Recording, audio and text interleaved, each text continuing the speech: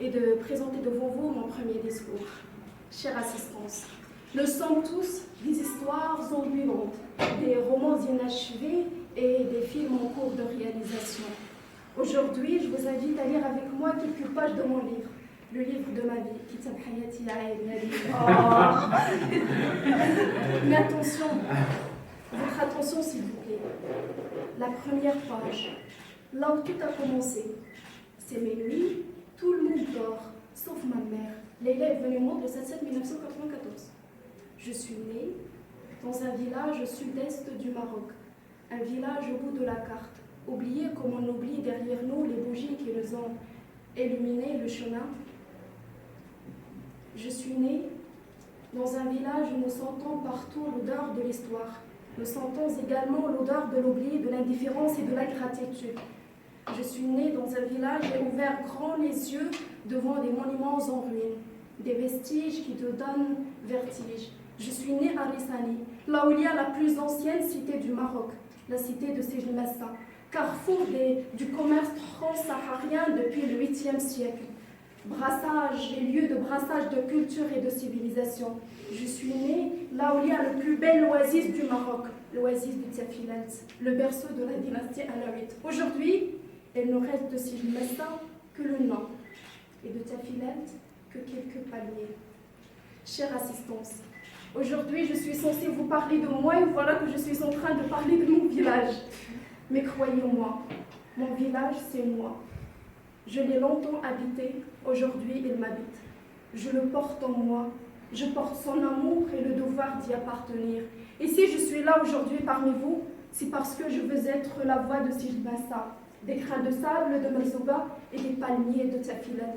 Je veux être la voix de mon bled qui sombre actuellement dans l'oubli.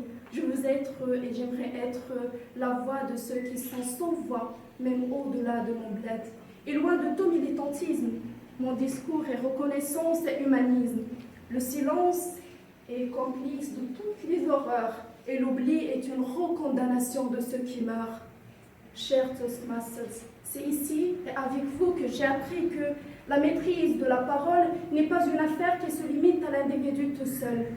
J'ai appris que, comme tout autre art, celui-ci est une expression du dépassement de soi et une expérience de l'ouverture sur l'autre.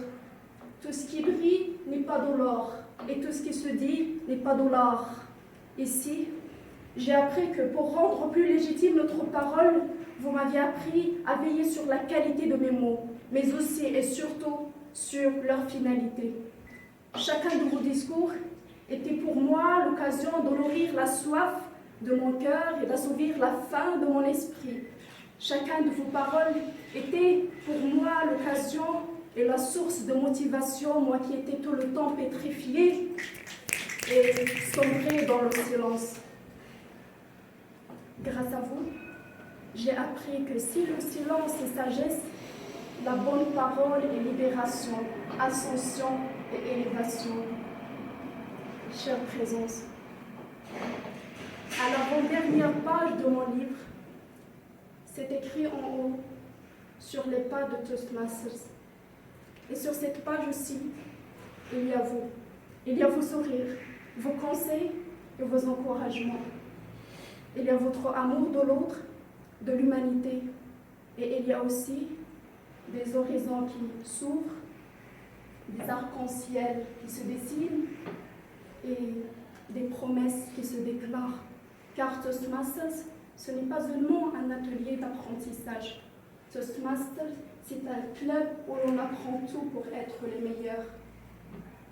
Parlons donc, car le silence est assourdissant. Je ferme mon livre et je vous remercie d'avoir fait partie de ce livre de ma vie. Kitab Hayati Aïn.